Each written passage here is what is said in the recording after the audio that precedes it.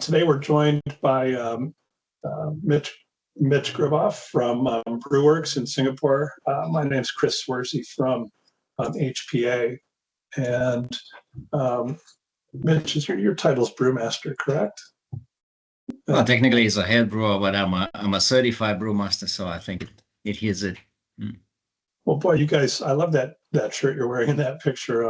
You guys have sure been very successful over a very, very long time. And we'll talk a bit more about your company in just a minute. As far as what to expect, we will start off talking a bit more about Brewerkz. We'll shift gears and talk a little bit about our company, Hop Products Australia, and then we'll give a real quick crop report. We just finished our 2025 crop. We're the opposite to the northern hemisphere crop. The U.S. and German crop comes in August and September. Ours comes in late February and through March. So we've got a crop report to share. Then we'll really we'll do a deep dive into Australian hops, and very specifically, a little bit about where they came from, when they were born, how they were crossed. And then a lot more about, what kind of flavor and aroma impacts they have in beer. And Mitch, I know you've been a big fan of Aussie hops for a long time, so we'll be asking you a lot about how you think about those hops. And we'll talk a little bit about some liquid hop products. We'll talk a little bit about Spectrum, but more about Incognito, I think.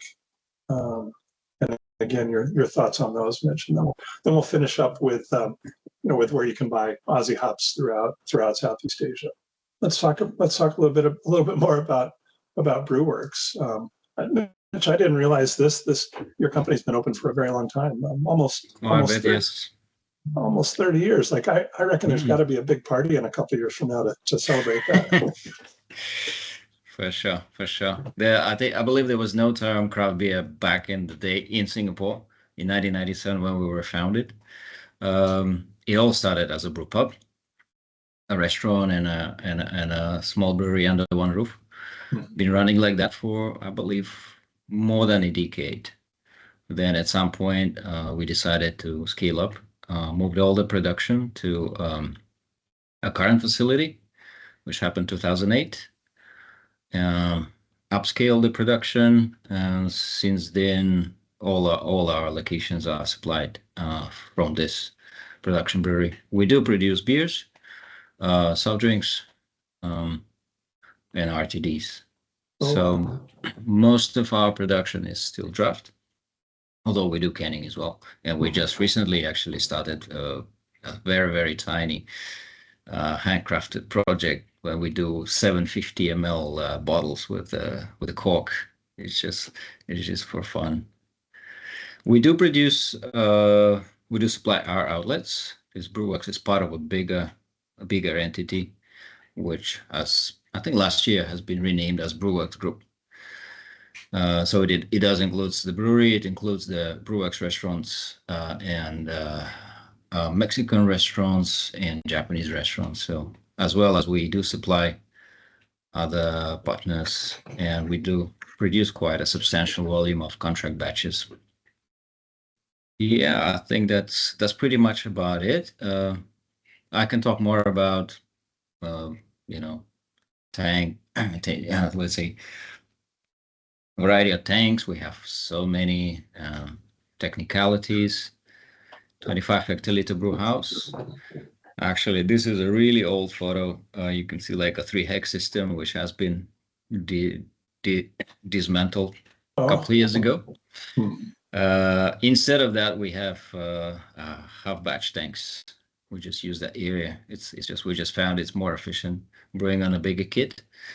So we do brew 12.5, which is a half batch size, 25, which is a single batch size, and 50, which is a double batch. So a variety of tanks. You see, we've been growing quite non-linearly. So we started from a pretty small production brewery with 4 fermenters, and now I don't even know how many. But at least three different kinds of fermenters that we actually utilize. We centrifuge. most of the beers except for one, which I will mention now. There's zero hops, to be honest. So I'll be despised in Germany for. Yeah, we do play a lot with dry hopping, of course, with the various products. I think we will dive deeper into that. Mitch, how many different beer styles do you guys do? Maybe how many on tap at one time, and or like how many throughout the year? How many different beer brands will you guys do? Yeah, so to be honest, until maybe a couple months ago, we never counted. We roughly estimated because we would have some sorts of like core beers, and but in general lineup was very flexible. So currently we have 16 regulars, 16 regulars. That's including some cask beers as well. Let's move on a bit. We'll just talk very, very briefly about a little bit about Hop Products Australia, and we'll do a crop report, and then we'll get into some hops, and we'll talk about that. So you guys are the oldest. Brewerkz is the oldest craft brewer in Singapore. We're the largest hop grower, and I think we're the oldest also. We farm about 2,100 hectares. We've got one farm in Tasmania. Let me just see if I can get this little pen thing working. Okay, so this is Tasmania, this little island here. We've got one farm there. Then we've got two farms in Victoria. This is about 3 hours from Melbourne. Both of our farms, or all three of our farms, have a lot of history to them. But they date back to the 1860s in Tasmania and the 1890s in Victoria, and so quite a rich history on our farms. We grow about maybe 90% of the hops grown in Australia. So there are some other producers there, but we're the biggest. And then that total Australian production is pretty small on a worldwide basis. We grow roughly 2% of the hops that are grown around the world. Now, I wanted to show this slide because it really shows our history in a nutshell. So Bushy Park Estates was established in the 1860s in Tasmania, and 1890s Rust River Hop Gardens in Victoria. So we've got this really, really rich history, and over time, we really shifted from all alpha hops. So we used to grow primarily alpha hops, mostly for brewing Australian style lagers. So we used to grow all bittering hops as recently as 2008, and then just 13 years later, in 2021, we were growing all aroma hops. 2021 is when Eclipse was released. So, our company has a long history. We keep changing with the times, just like you, Mitch, just like Brewerkz, and we've recently remade ourselves from an alpha producer to an aroma producer, and we're all in on aroma hops. We're big believers in how hops can really dramatically influence beer beyond just bitterness. Our big news this year, speaking of remaking ourselves, was this brand new pellet plant. So this is called Hop Central. It's about it's maybe a 10 or 15 minute drive from our two Victoria farms, so it's very close by. So when the bales are done, and we know that the bales are stable, when we've checked them for a day or two to make sure the temperature isn't rising, we can drive them very quickly to Hop Central and get them in cold storage. This is a huge shed. You can see there's a couple of cars down here for scale. It's huge. So all of this is cold storage, and then this is the actual processing, and this is also cold. So we've got 100% cold chain bale storage, temperature controlled production rooms, and a very modern pelleting and processing facility now. And what that does is it reduces our processing time, which is very important because hops are they're not very stable as flowers. They're more stable when you compress those flowers, and then they're super stable when you get them pelletized and into inert gas. And so our new packaging, includes a very, very low percentage of package air. And after a month or so in storage, you can't measure any oxygen in there at all, which is great. So we've also set a really high standard for Aussie hops, for hops around the world. That, for that matter, earlier this week we found out that we got what's called FSSC, or Food Safety System certification. That's a big one. That's a really important food safety certification for Hop Central. Oh, there's that. And we're also chasing, along with FSSC, we're also chasing several global sustainability initiatives. We know that our customers, they really care that, that hops are grown sustainably, and it's really important for supply, for surety of supply as well. And so those sustainability initiatives for us are really about making sure that our company and our hop supply are available into the future for our customers like you. All right, let's switch gears, and we'll just do a really quick roundup of our 2025 crop. So Mitch, just so you know, you're a great customer of ours. We don't have any bad surprises. We have all good news. Yes. No I can get my Galaxy intact, right? You will get your Galaxy. Yeah. So we had a really good crop this year. We had great weather throughout the year, and really timely rainfall, very adequate water for irrigation, perfect growing temperatures, and we also have some of those sustainability initiatives I mentioned, and including some improved agronomics. We actually planted less acres this year. We decreased our acreage by about 8 or 10%, and yet our total production went up by 15%. So our yield increased quite a bit. Our yield, in terms of kilos per hectare, went up a lot, and that was a really good outcome. So we meant to grow. For example, we meant to grow a little less Ella, but Ella went up quite a bit.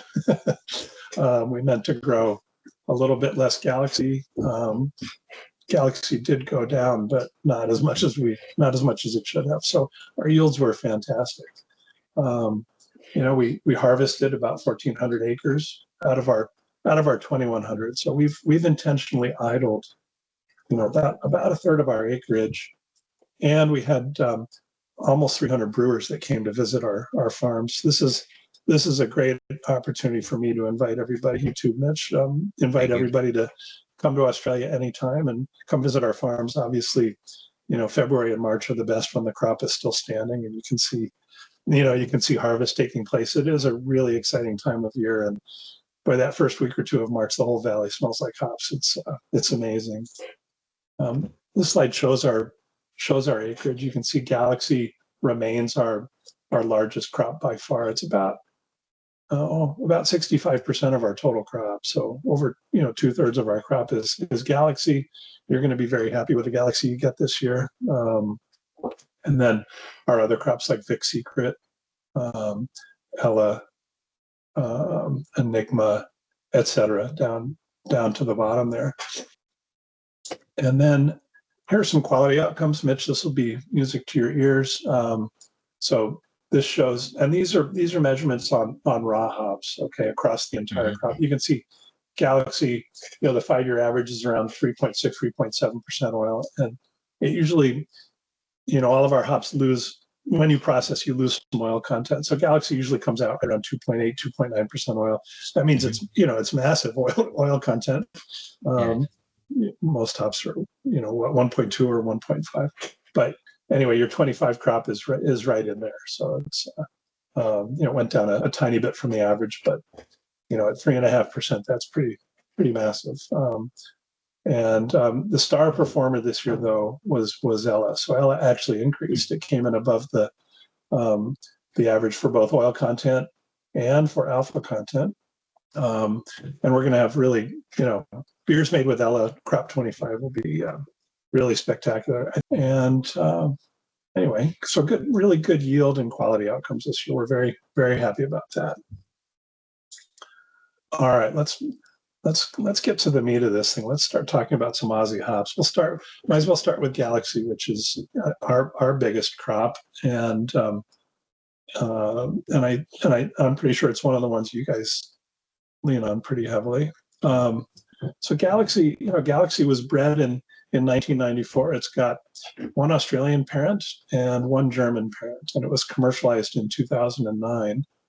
And as I mentioned, it's about 65% of our total crop. You can see the cones are really elongated, and that form is kind of typical of triploid hops. All of our hops are triploids.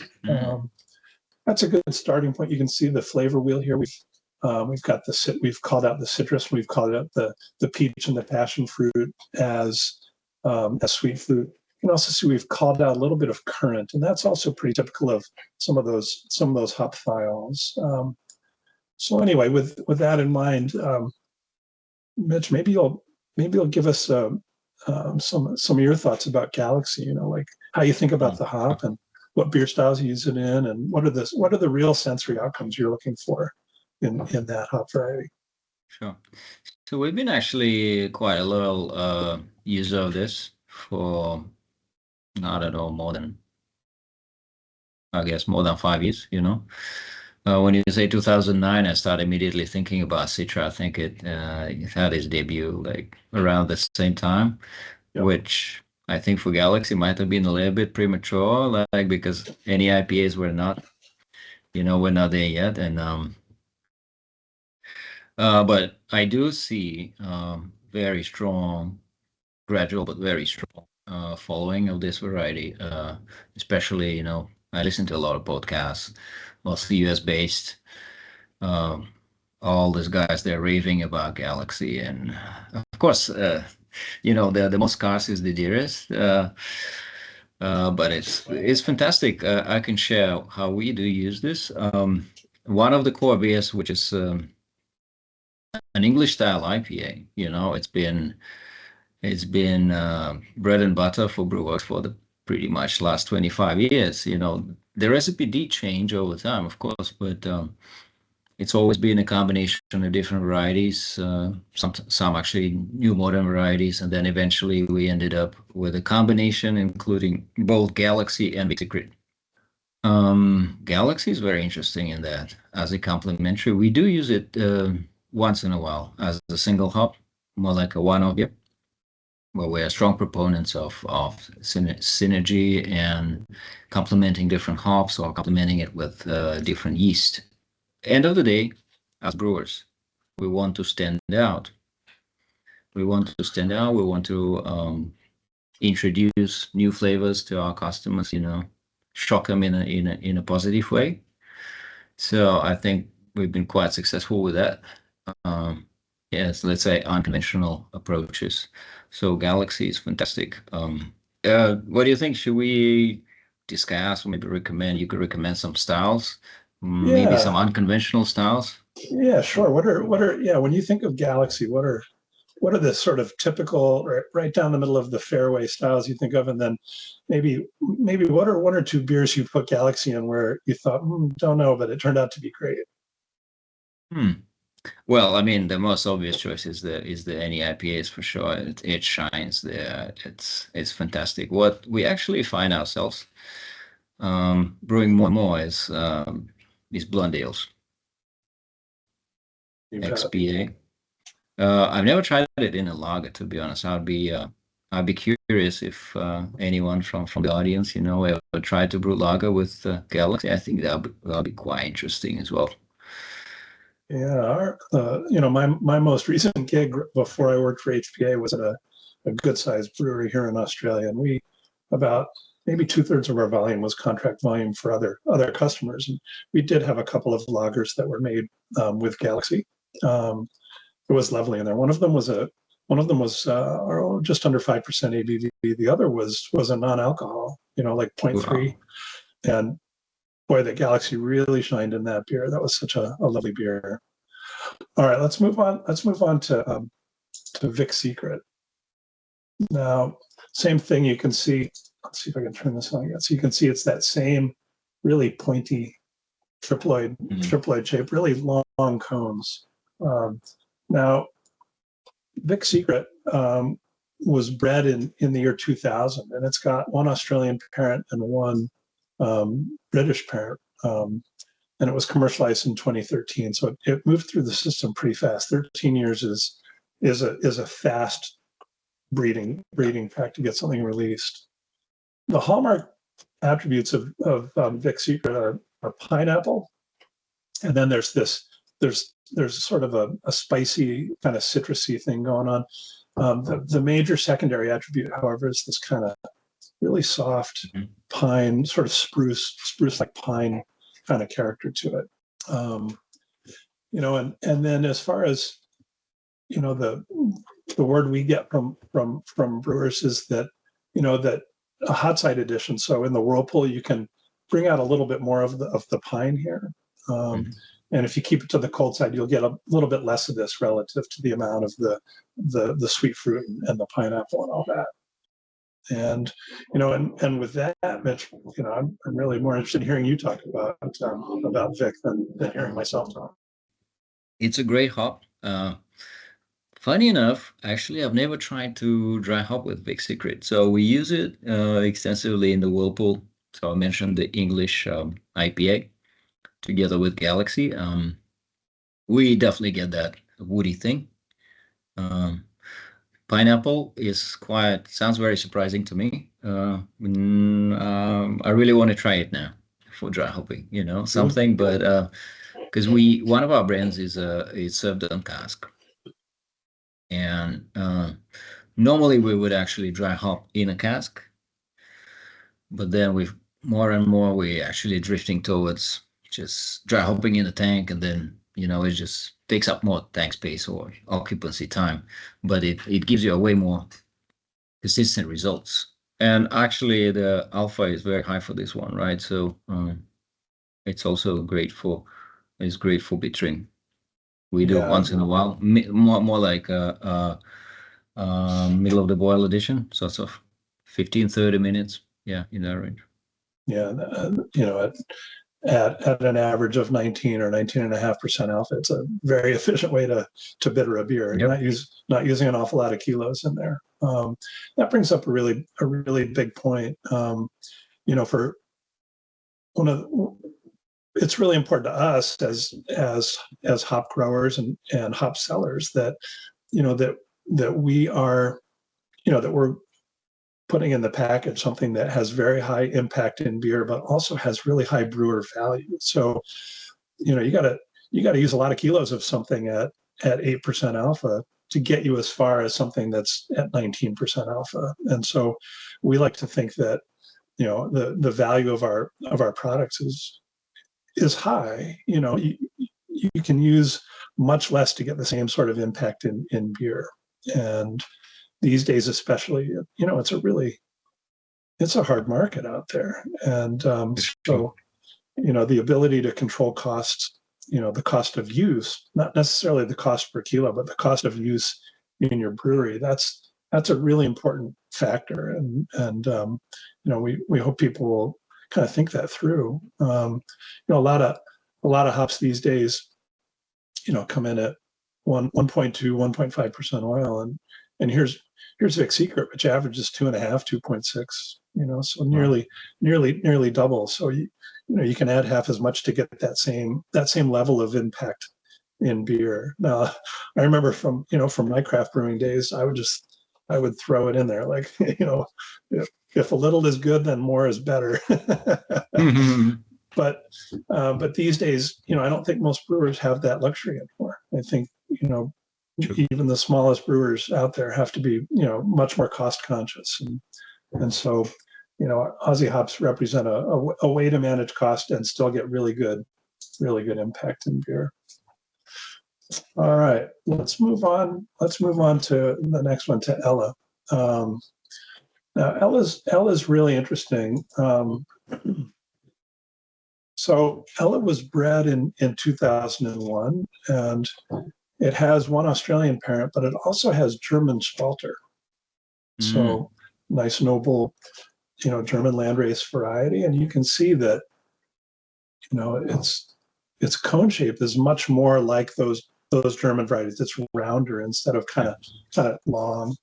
Let's see, it was released in 2011, and it took people a while to kind of figure Ella out. So Ella does some really interesting things. But it's growing, it's slowly starting to grow. So in 2020 through 2025, let's say the last 5 or 6 years, it's finally starting to just very incrementally grow with good contracted demand, which is great. One of the primary differences, it's got a lot of similarities to its German parent, but it's got some differences. Obviously, this oil content, that's 2.5 times the oil content of most German varieties. Obviously, the alpha is quite a bit higher, but you can see, the sensory attributes, these hallmark sensory attributes, they reflect both parents. So this kind of spicy and floral components, these are really typical of Spalter, right? So typical. And then on this side, you can see the citrus and the sort of tropical and stone fruit components. Those are so typical of Aussie hops. And so you've got both parents kind of expressing themselves in Ella. Let's see. It's got a lot of different moods. On the hot side, you can introduce a bit more of the spicy thing if you introduce it in the whirlpool. On the cold side, you get a bit more of the fruits. It's, the fruit and flora and fruit components especially. And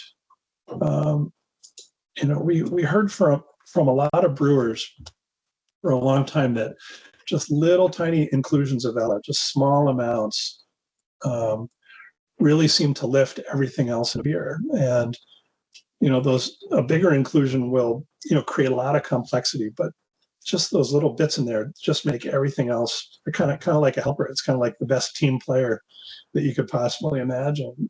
So with that, Mitch, I'm dying to hear what you have to say about Ella. So we've been using actually this also for, I believe, more than a decade. It was part of one of our flagship beers. It's Golden Ale. It's an English Golden Ale, also very classic. Although in that one we would use it heavily on the whirlpool. In combination with some other hops, it's just it was actually the first thing when I got a job here, and I thought, oh, I'll play with the recipe, and then my boss told me no, Golden Ale, don't touch, keep it as is. So Ella has been there. I don't know for how long, but probably since the inception. I do agree. It does boost. It works more like a magnifier glass, in combination with some other hops. It just, in general, it increases. I'll just call it hoppiness. If it's in a whirlpool. Yes, it does have the vibes of more like, it's not tropical, right? It's maybe citrusy. I'm not sure. Maybe grapefruity, kind of like that. More than a sweet orange, but the floral note for me, I think, is the most prevalent, and it really would work for the classic styles, especially if you want to do dry hopping, right? So maybe a combination of both whirlpool and dry hopping. So lagers for sure. I think we also tried that in saison. Yeah, I think we had contact with a brewer at a brew pub outside of Boulder, Colorado, that did the same. He specializes in saisons and made one with Ella, and he absolutely loved it. And I think it's probably that same component that you're picking up, and that's this floral component, which again, that comes straight from that German parent. Very typical of Spalter. And definitely with this one, a small quantity goes a long way. So it doesn't have to be 10 grams a liter. Like even 2 you will taste, it's there. For sure. Mm. Yeah. Yeah, that's quite a list of beer styles. One of our, I think the biggest single brand on earth using Ella is, well, I won't name the brewery, but it's a very large West Coast craft brewer that has an IPA that Ella has featured in for many, many years. And Wow. yeah, and it's just a little bit, but they know, they've told us over and over, like, that beer is not the same without it, without that little inclusion, and they really like it. Actually, I think to mention, right? So you guys launched maybe early this year or last year the recipe book, the HPA recipe book. Correct. There's actually a lot. I draw a lot of inspiration from there, and it's something that everyone should have, and it's very detailed recipes. Yeah, all the details, including the yeast strain, hops combination, quantities. It's invaluable, really. Actually, I was one of the first to get that, and been playing with that. Oh, that's great to hear. I'm glad to hear that. Most of the recipes are from Australia, but there are a few in there from outside of Australia. Right. I think one or two from the US and maybe one from New Zealand. Yeah, we got some of those recipes in there. We got from brewers who, have made, award-winning beers, and some of the brewers were happy to share the recipe. Some of them were like, I can't give you the exact recipe, but I'll get you close. And they're great beers in there. So we would be very happy for a contribution like that, Mitch.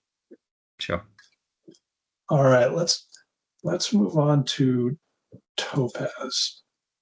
And Topaz is really interesting. I think this was another one that you flagged that you guys use. Now Topaz, you can see we're back to that sort of typical, that elongated triploid cone shape. Now Topaz was bred all the way back in 1985, and back then, we saw that HPA history timeline. Back then, we were growing alpha hops, and so when Topaz was bred, it was originally intended, as an alpha hop for making, Australian style lagers, and it was crossed. The mother is the same mother as Galaxy, actually, same exact parent. So the Galaxy and Topaz are sisters, and then the other parent is a Y college or a British male. And then Topaz was commercialized 12 years later in 1997, again selected for its very high, its very high alpha. It's typically our year after year, it's either going to be Topaz or Vic Secret are going to come out on top for our highest alpha acid. And then, more recently, most of our customers use Topaz for the aroma anymore. So, the brewery that I was in, we used Topaz for bittering because it's a very, very efficient way to bitter it. At 20, a year and a half ago, right before I left the brewery, we had a brand new lot of, I want to say that would have been crop 23 Topaz. It was over 21.5% alpha acid. Like, it was 21.6. And, we were not sure what the quality of that bittering was going to be like, but it turned out it was exceptionally clean. And we know most of our customers are buying Topaz for the aroma. And the primary attribute is this kind of red grapefruit thing. It's got a little bit of lychee, which is really interesting and makes it kind of complex. And look, it averages around 1.8% oil. So, by worldwide standards, that's quite high for oil content. But by our standards, it's the lowest by far. Most of ours are in the mid 2s to 3s. Mitch, maybe you'll share some of your thoughts about this beautiful hop with us. Actually, I'm a big fan of this one. So I'd call it sort of like a secret sauce hop. Really? Oh, wow. Yeah.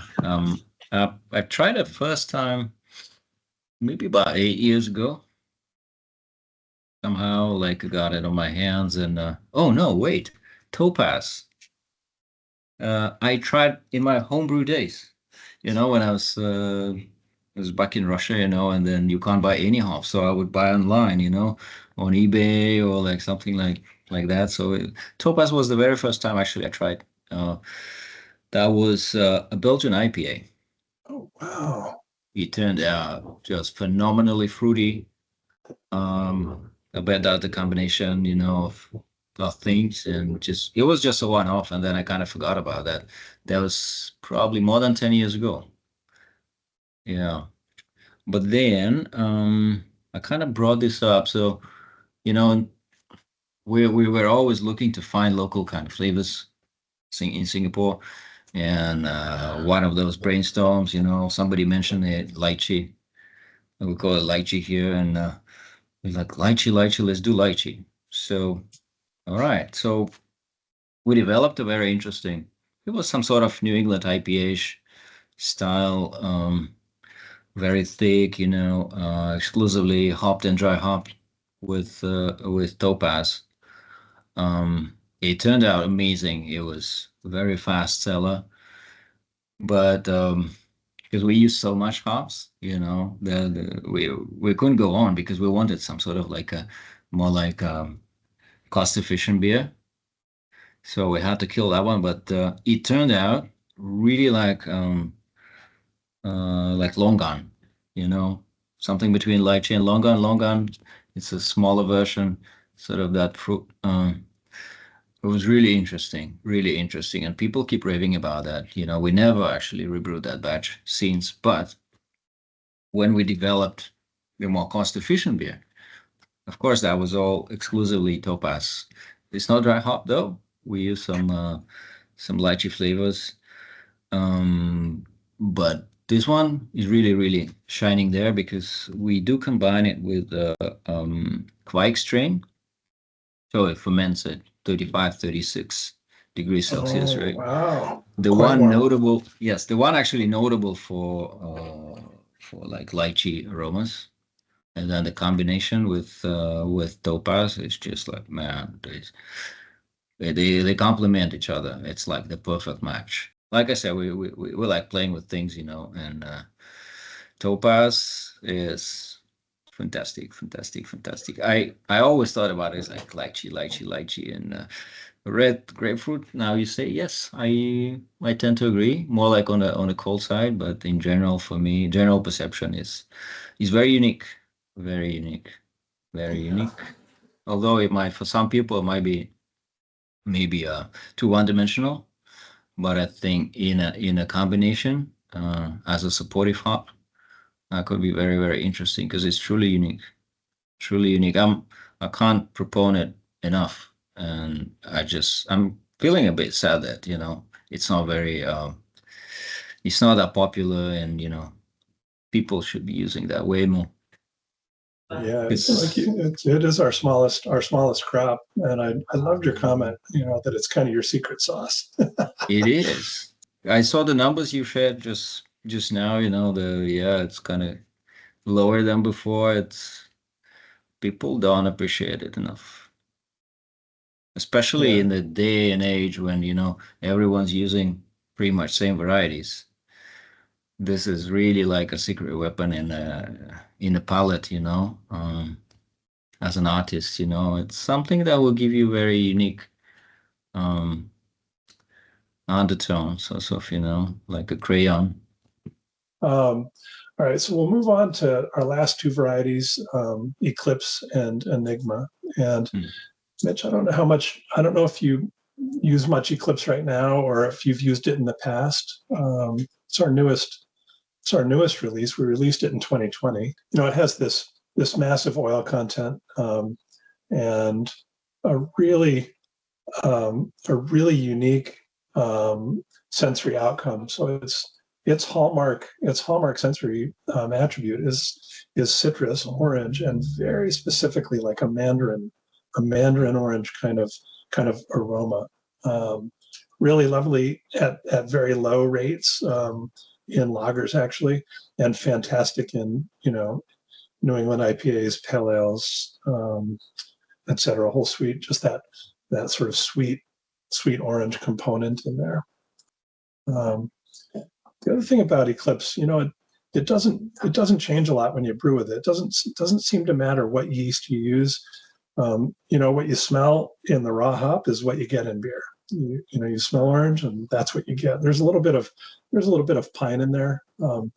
If you throw it in the whirlpool, you'll get a little bit more of that pine, and on the cold side, you'll get a little bit less of that pine. You will always get that citrus, that sort of mandarin orange thing. So, anyway, I don't know, Mitch. Maybe you can tell us have you used Eclipse in the past, or are you using it at all these days? Yes, we did. Actually, we brewed a collab for Brew Asia 2024. So yeah, it was HPA and your parent company and some yeast supplier and malt supplier. So it wasn't a single hop, but it was the dry hopping was exclusively by Eclipse, but in two forms, both T90 and Spectrum. Spectrum. Oh, I remember that beer. I had that. That was at our trade stand. Yeah, that was fantastic. I'm thinking like Saison as well. That could be or to be honest, one of the beers we find ourselves brewing more and more is modern wheat, more like American style wheat. So sadly, phenolic beers, they're not really they don't really feed the palate, seemingly so. Could you remind what is the parentage of this one? So 1 second. Yeah, it's got a one Australian parent and one North American parent. That's all. That's the only information I've got, written down in the presentation. I don't know much more about either one of the parents. Okay. Yeah, but no German or British pedigree in there. As far as I know, maybe much farther back up the family. So it's a truly new world variety. Yeah, I think that's fair to say. Several generations removed from some of its more traditional parents. Yeah, right. or great grandparents and beyond. Yeah. Yeah. All right, and then the last one we'll talk about. This is one. I was looking at the Brewerkz website yesterday as I was getting ready to, for our chat just now, and one of the beers in the Wayback Machine, you guys show some of the beers you made over time was an Enigma. I think it was an Enigma Pale Ale, and so way back in the day, I know you guys made an Enigma beer, but Enigma's interesting for a lot of reasons. So the name means like a puzzle or a riddle, something you can't figure out, and Enigma has earned that name for a lot of different reasons. So it was bred in 2002, and one of its parents was listed as sort of a Swiss variant of Tettnang, actually, which is interesting. The other parent is a North American parent, and it was commercialized in 2015. And as we were getting ready to commercialize it, according to our breeder, he started doing some genomics on it and realized that the genetics of this variety look nothing like Swiss Tettnang or any other Tettnang. So we don't know what its parentage really is. So its pedigree is a riddle, and that's where it starts. So it's really complex. And you mentioned earlier a comparison about Nelson Sauvin, and in a way, Enigma is really similar to Nelson Sauvin.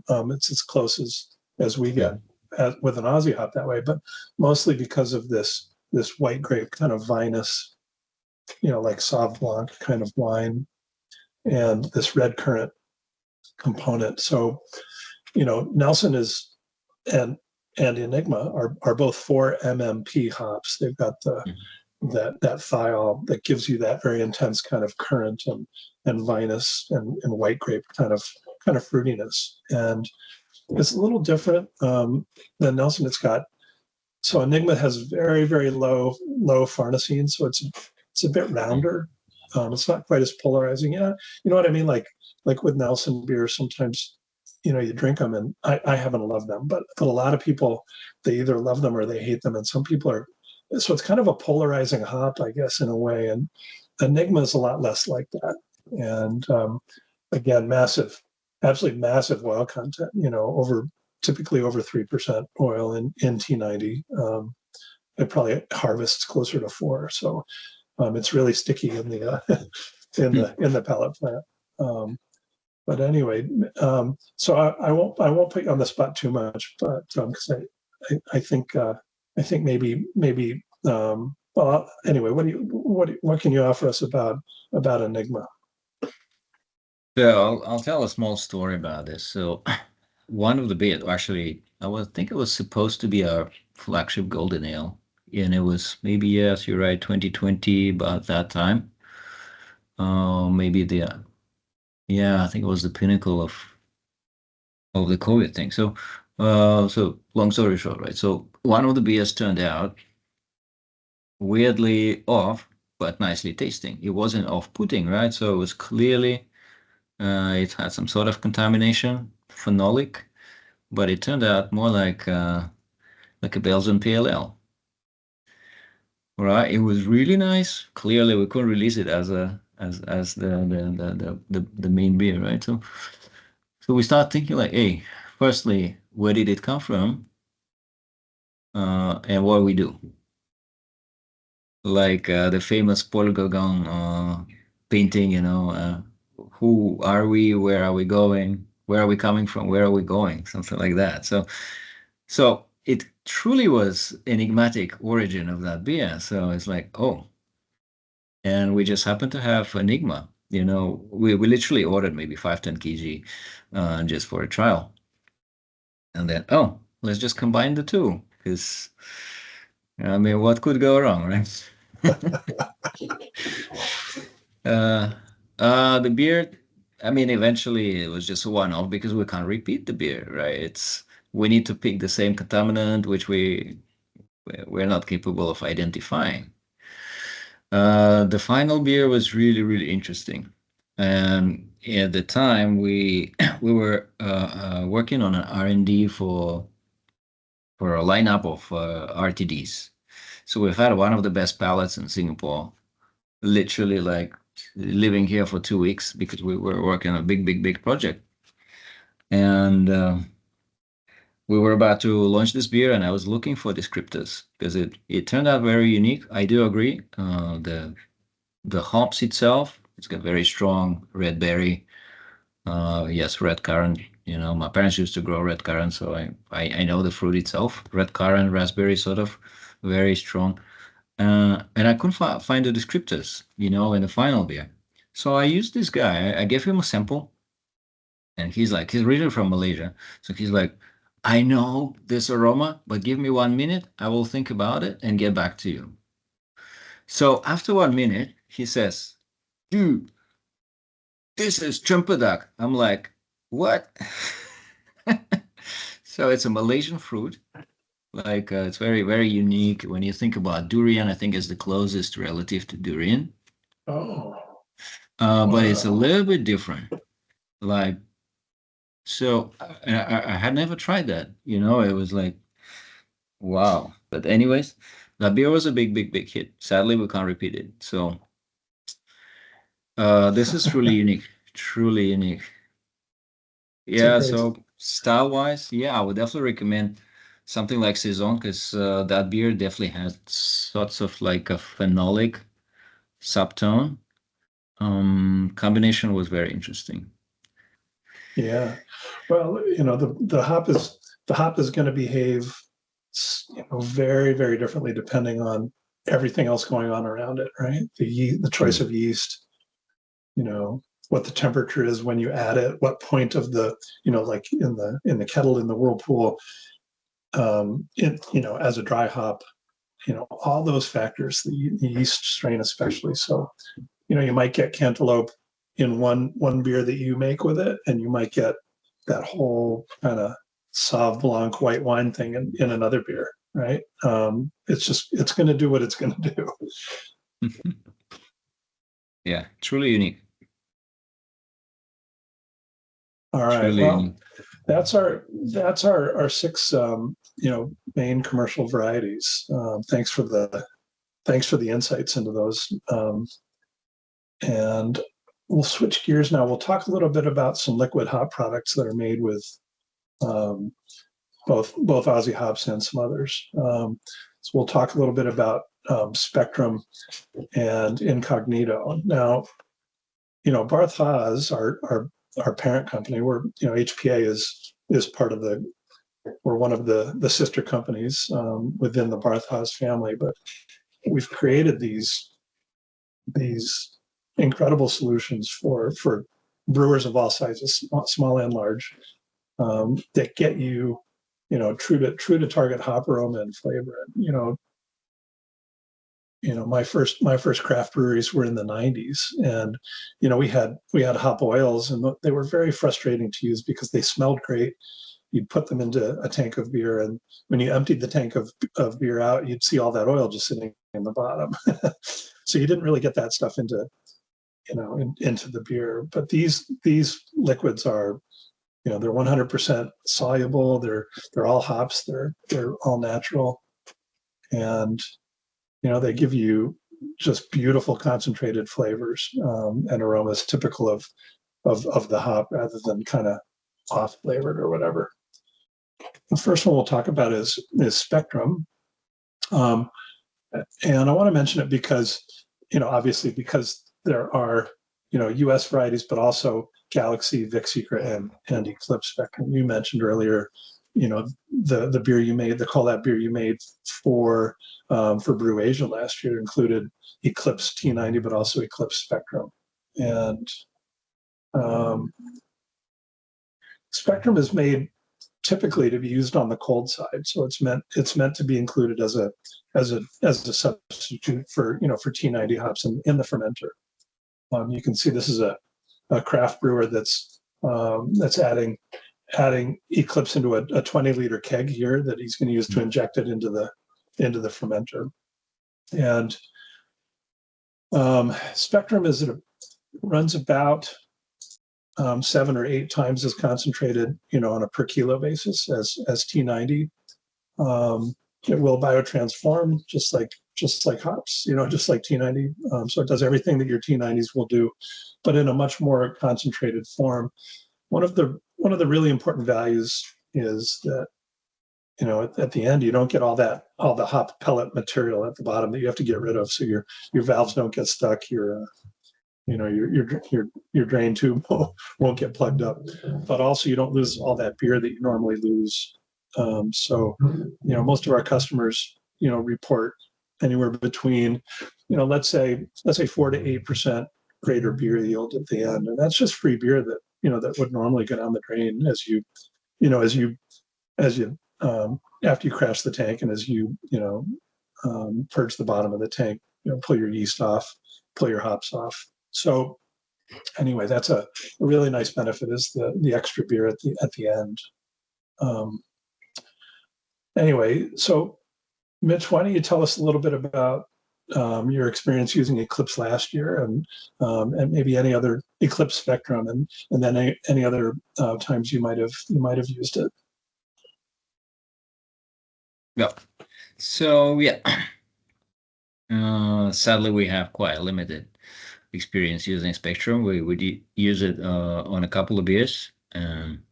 One was the one you already mentioned, the collab one. We did really like it a lot. It's very easy to use, very easy. I would definitely advise on not just relying on Spectrum if you want to use it, but also use maybe T90 or something, some enriched pellets, because they'll actually enrich each other. Yeah. Yeah. We used quite a bit of Spectrum and some Incognito at the most recent brewery I was at. I was really impressed with what it gives to beer. You mentioned combining Spectrum with T90. That's exactly right. You get something that's more complex than either of the two separately. Right. And the technical recommendation from Haas with Spectrum is to start by replacing half of your T90. Mm-hmm. So retaining half of the T90 and then replacing the other half with, 1/7 or 1/8 as much in the form of spectrum. Right. All right. Let's move on. Let's move on to incognito. And I think I remember you telling me this is a product you've used quite a bit more than spectrum. So same thing. It's variety specific. You can see there's a whole list of. Oops, what just happened? There we go. Whole list of varieties, and unfortunately, so far it's there aren't any Aussie varieties of incognito. Hopefully coming soon. But look, incognito is fantastic, and where spectrum is intended to be used on the cold side, incognito is, it's a variety specific addition for, let's say late whirlpool or during work transfer. Like spectrum, it's flowable. It's 100% hops. There's nothing in there that doesn't belong. There's no extracts, nothing. There's nothing in there other than hops. It's easy to dose, very highly efficient, and very repeatable. So like you said, with spectrum as well, that aroma intensity and the true to typeness, the quality of that aroma is going to be repeatable every time. Anyway, with that, Mitch, maybe you'll give us some of your thoughts about incognito, and it's fine to talk about the varieties that you use. Well, yeah, actually, this one is a fantastic product, right? So we've been consistently using for probably the last 2 years. We started with our core double IPA because 10-15 kg of whirlpool hops every time.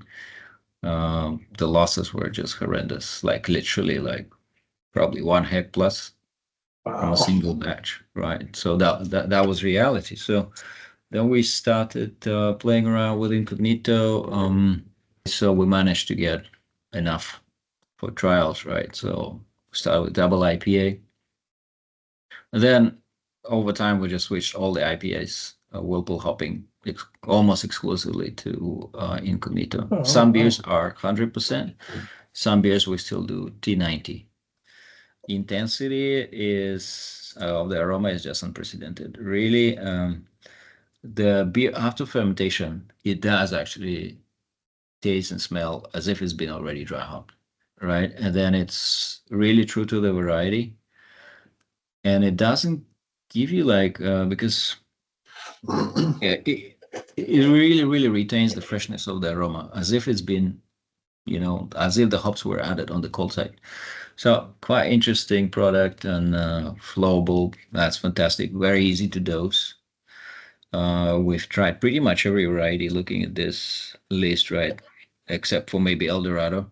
The key takeaway would be I would strongly encourage people to play around with all these products and varieties, right?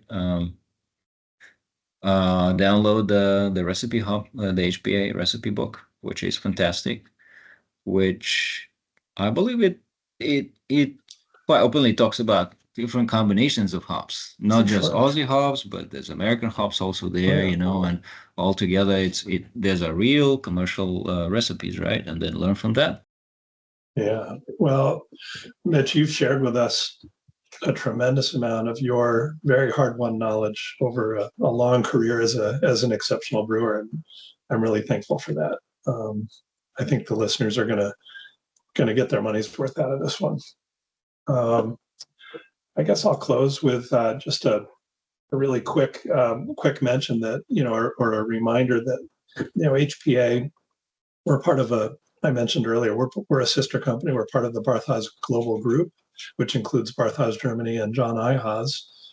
We own part of Hop Breeding Company in the United States. So, we're very, very happy to be part of the Citra and Mosaic family. And, in turn, we're able to sell our hops into Singapore, into Korea, Japan, Vietnam, Highland, etc. And this is who you buy from. So wherever you are um, in Southeast Asia, you've got somebody close by that really knows the Aussie hops and hops from around the world from the whole Barthhouse family and can help you access them. Yeah, and if anybody has any questions, please reach out. There's my email address where I'm happy to help you find the information you might need or answer any questions you've got about Aussie hops or US hops or EU hops. One way or another, we're gonna take care of you. And then again, I invite you to visit our farms and our new pellet plant in Australia, and please get to Singapore and visit Brewerkz and try their amazing beer, their amazing food. Their food's phenomenal as well. They've won awards for that. Last again, Mitch, thanks again for joining us today. My pleasure. Thanks for the opportunity to share. Really appreciate it. I hope to see everyone in Singapore or any other locations. And let's try to make it happen next crop season, right? That sounds great. Yeah, that'll be February and March of 2026. All right. Everyone should know. All right. Thanks again, Mitch. And I guess that wraps up this technical chat and Aussie Crop Roundup. Thanks for joining Asia Brewers Network for this podcast.